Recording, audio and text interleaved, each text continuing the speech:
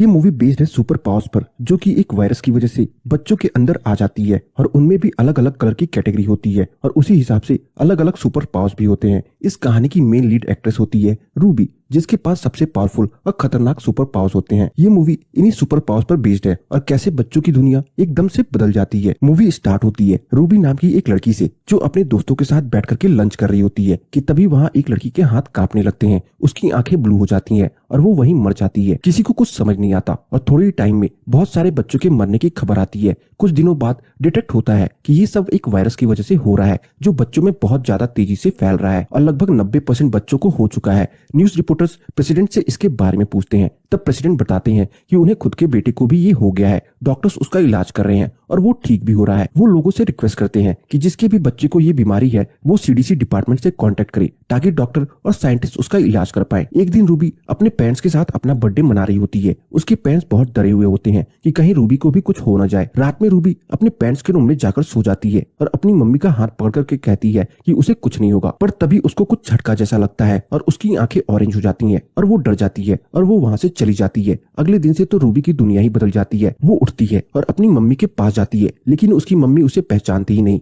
वो रूबी को एक रूम में बंद कर देती हैं और सीडीसी डिपार्टमेंट को इन्फॉर्म कर देती हैं, जो उसे वहाँ से ले जाते हैं। बस में और भी बच्चे होते हैं और वो उन सबको एक कैंप में लेकर जा रहे होते हैं। कैंप पहुंच करके रूबी देखती है कि उन लोगों का बर्ताव बच्चों के साथ बहुत बुरा है। वो बच्चों के पाव से डरते हैं, इसलिए उसे कंट्रोल करने का ट्राई कर रहे हैं। तभी एक बच्चा थोड़ा लड़ने का ट्राई करता है। वो उसे ऑरेंज बुलाते हैं और मारने का ट्राई करते हैं। अब अंदर कैंप में एक डॉक्टर सारे बच्चों को एग्जामिन कर रहा था कि वो कौन से कलर की कैटेगरी में आते हैं। रूबी की टर्न आने पर डॉक्टर उससे बताते हैं कि सबसे सेफ ग्रीन होते हैं, वो सबसे ज्यादा इंटेलिजेंट होते हैं। फिर आते हैं ब्लू, जो चीजों को कंट्रोल कर सकते हैं। फिर आते हैं गोल्ड, जो इलेक्ट्रिसिटी से पावर ले सकते हैं। और रेड और ऑरेंज सबसे ज्यादा खतरनाक होते हैं। रूबी को पता होता है कि वो ऑरेंज है, क्योंकि उसकी आईज ऑरेंज हो जाती थी और उसे याद आता है कि बाहर ऑरेंज बच्चे के साथ क्या हुआ था। डॉक्टर भी डिटेक्ट कर लेता है कि रूबी ऑरेंज है। वो उसको मारने के लिए इंजेक्शन उठाता है, लेकिन रूबी उसका हाथ पकड़ करके उसको बोलती है कि वो ग्रीन है। एक्चुअली में उसके पास लोगों के माइंड कंट्रोल करने की पावर थी। अब वो ग्रीन के साथ रहने लगती है और 6 साल बीत जाते हैं। अब रूबी बड़ी हो जाती है। एक्चुअली में तो वो ग्रीन नहीं थी, सो जो टास्क बाकी लोग इजिली कर लेते थे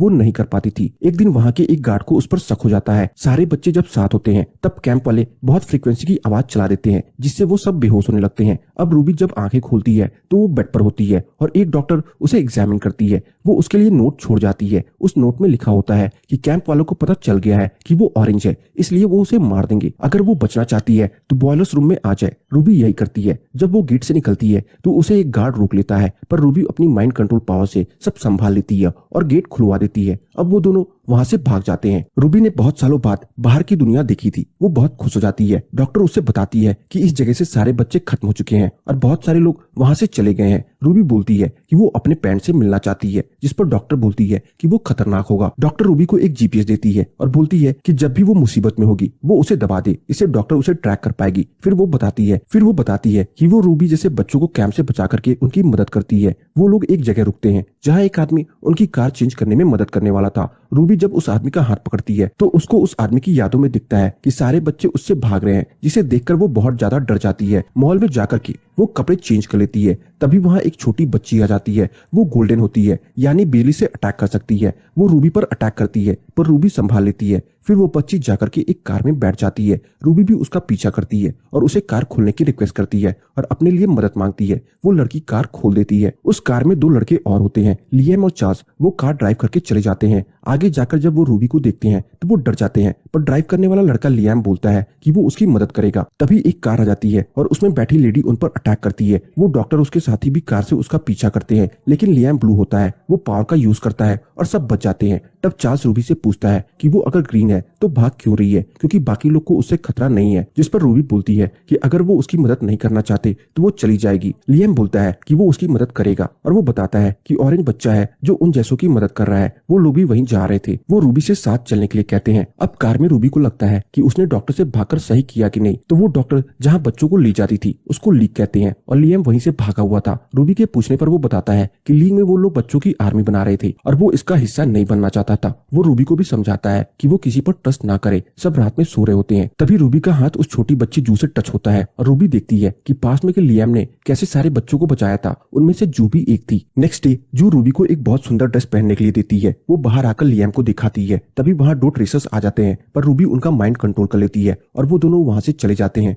अब वो लोग एक मॉल में जाते हैं ताकि सामान ले सके। सब लोग खुशी खुशी शॉपिंग कर रहे होते हैं। तभी वहाँ बच्चों का एक और गैंग आ जाता है और वो उन पर अटैक कर देते हैं। लेकिन फिर ये देख करके कि उन्हें उनसे खतरा नहीं है और वो लोग भी उनके जैसे हैं, वो लोग उन्हें रात में रुकने देते हैं। वो बच्चे उसी ग्रुप का पार्ट होते हैं जिसका पार्ट रूबी और उसका दोस्त ढूंढ रहे होते हैं। रात में वो लोग ट्राई करते हैं उनसे कुछ इन्फॉर्मेशन निकालने। तब रूबी एक लड़के को अपनी पावर्स यूज करके पूछती है कि वो कुछ कोड में आंसर करता है। रात में रूबी और चार्ल्स मिलकर फिगर आउट कर लेते हैं कि वो कोड एक रेडियो फ्रिक्वेंसी है और उस फ्रिक्वेंसी से उन्हें एड्रेस मिल जाता है। अब रूबी कोशिश करती है कि वो अपने मम्मी पापा से वापस मिल ले। वो उनसे मिलने अपने घर तक जाती है, लेकिन गेट पर खड़े होकर के वो सोचती है कि उसके मम्मी पापा तो उसे पहचान ही नहीं पाएंगे क्योंकि वो सब भूल गए हैं। और ये सब सोच करके वो अंदर नहीं जाती है और रोते रोते वहां से वापस आ जाती है। रास्ते में उसे लियाम मिलता है। वो उसे चुप कराता है और तभी वो उसे किस करने वाला होता है, लेकिन रूबी पीछे हट जाती है। अब सब लोग वहां के लिए निकल जाते हैं जहां वो ऑरेंज बच्चा था। तभी लेडी जेन उन पर अटैक कर देती है। वो रूबी को भी बहुत मारती है। जब वो रूबी के पास आती है तो रूबी उसका माइंड कंट्रोल करके उसको बोलती है कि वो सामने वाले जंगल में चली जाए और चलती ही रहे, चाहे उसे भूख लगे या प्यास लगे, वो रुके नहीं। ये पावर एकदम हिप्नोटाइज जैसी होती है। सो लेडी जेन मान लेती है और चली जाती है। ये सब देख करके सबको उसका राज पता चल जाता है कि वो ऑरेंज है। सो नेक्स्ट डे वो वहां से भागने का ट्राई करती है, लेकिन चार्ल्स उससे बोलता है कि उसे पहले से पता था कि वो ऑरेंज है, उन्हें उससे खतरा या डर नहीं लगता। तब रूबी बताती है कि वो अपनी पावर कंट्रोल नहीं कर पाती है और जिसको भी छूती है उसका माइंड कंट्रोल कर सकती है और शायद नुकसान भी पहुंचा सकती है। लियाम समझ जाता है और रूबी से पूछता है कि इसलिए उसने उसे किस नहीं किया था। अब सब लोग ऑलमोस्ट उस जगह पर पहुंच जाते हैं। तभी एक आर्मी टाइप उन पर हमला कर देती है, लेकिन उनमें से एक बच्चा लियाम को पहचान लेता है और वो उसे उस ऑरेंज बच्चे को और बाकी बच्चों के पास ले जाता है। जब वो लीडर से मिलते हैं तो देखते हैं कि वो और कोई नहीं बल्कि प्रेसिडेंट का बेटा ही है, जिसके बारे में प्रेसिडेंट ने कहा था कि वो ठीक हो चुका है। बट वो तब सच्चाई बताता है कि ऐसा कुछ नहीं था। इनफैक्ट डॉक्टर्स उस पर अलग अलग ट्रायल्स कर रहे थे। वो भी ऑरेंज होता है तो रूबी की सारी पावर्स जानता था और रूबी को बोलता है कि वो उसे पावर्स का यूज करना सिखाएगा। एक दिन रूबी बहुत उदास होती है। तब वो उसका हाथ पकड़ता है और रूबी की यादों में देखता है और जान लेता है कि रूबी की पावर्स की वजह से उसके पेरेंट्स की मेमोरी से वो हमेशा के लिए हट गई है और ये पावर उसको भी नहीं आती थी। वो रूबी से उसे सिखाने के लिए कहता है, लेकिन रूबी को खुद नहीं पता था कि उसने ऐसे कैसे किया। अब एक दिन चार्ल्स और रूबी बैठ करके बातें कर रहे होते हैं। चार्ल्स कहता है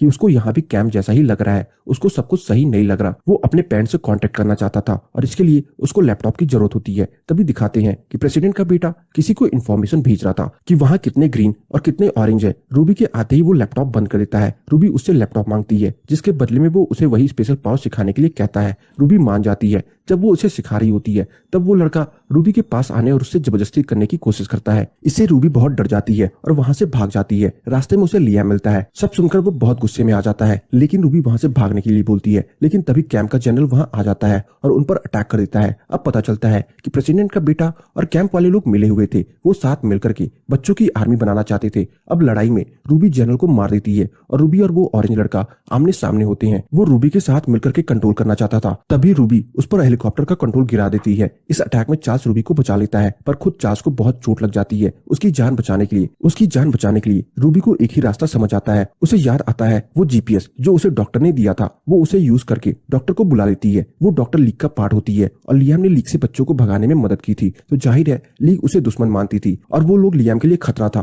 पर लियाम ये जानते हुए भी वहां से भागता नहीं है और रूबी और चार्ल्स के साथ रहता है। डॉक्टर वहां आ जाती है। नेक्स्ट डे जब रूबी उठती है तो वो चार्ल्स के बारे में पूछती है, जिस पर डॉक्टर बताती है कि वो हॉस्पिटल में है। डॉक्टर उससे बोलती है कि वो उन्हें दुश्मन नहीं है, वो तो बस प्रेसिडेंट और कैंप की सच्चाई बाहर लाना चाहते हैं और इस लड़ाई में उन्हें रूबी की मदद चाहिए। रूबी उन्हें कन्विंस करने का ट्राई करती है कि लियाम दुश्मन नहीं है, वो उसे जाने दे। डॉक्टर नहीं मानती है क्योंकि उसे अब रूबी की सच्चाई भी पता है। फिर रूबी को एक आइडिया आता है। वो लियाम के पास जाती है और अपनी पावर्स का यूज करके उसकी माइंड से अपनी सारी मेमोरीज हटा देती है। अब लियाम रूबी को कम्प्लीटली भूल जाता है, जैसे उसके माँ बाप भूल गए थे, और वो वहां से चला जाता है। प्रेसिडेंट का बेटा अभी भी जिंदा था और उसके पास उसकी पूरी आर्मी थी। अब फाइनल लड़ाई की बारी आती है और सामने होती है रूबी और उसकी टीम में लीग के सारे लोग। अब ये देखना इंटरेस्टिंग होगा क्योंकि सिर्फ वो दोनों ही ऑरेंज बचे थे और अब वो आमने सामने है, तो ये लड़ाई काफी जबरदस्त होने वाली है। दोनों टीम्स आमने सामने होती है और यहीं पे ये मूवी खत्म हो जाती है। तो इसी के साथ आज का वीडियो हम खत्म करते हैं। अगर आपको अच्छा लगा तो प्लीज इस वीडियो को लाइक और कमेंट जरूर कर दीजिएगा।